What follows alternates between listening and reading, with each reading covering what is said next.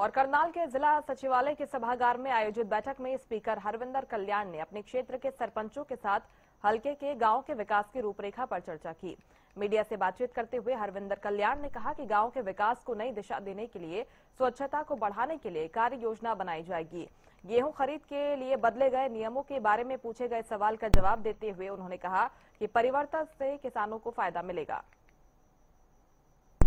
को लेकर आज मैंने दरोडा विधानसभा के सभी सरपंच साथियों के साथ बैठक की है और उसमें अन्य सभी विषयों के साथ साथ विशेष रूप से कुछ विषय हमने आज चर्चा की है, जिसमें कि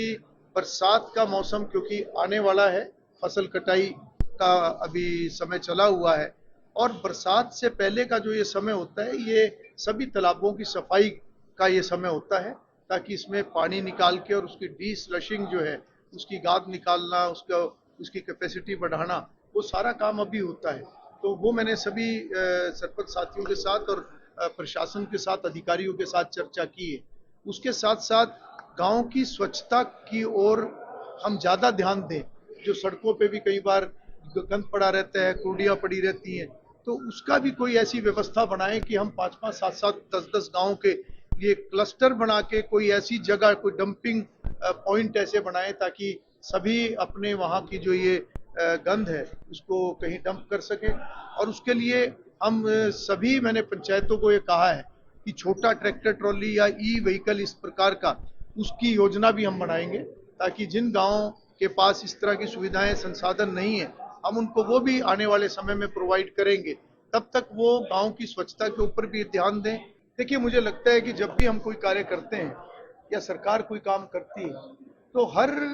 फैसले के दोनों पहलू होते हैं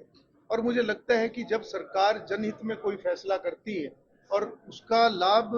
जो है वो आखिर में लोगों को ही मिलने वाला है, तो व्यवस्था जब भी इस प्रकार की बनाई जाती है, उसमें सभी के सहयोग से ही वो व्यवस्था जो है सफल होती है। क्योंकि एक तरफ विषय ये भी आता है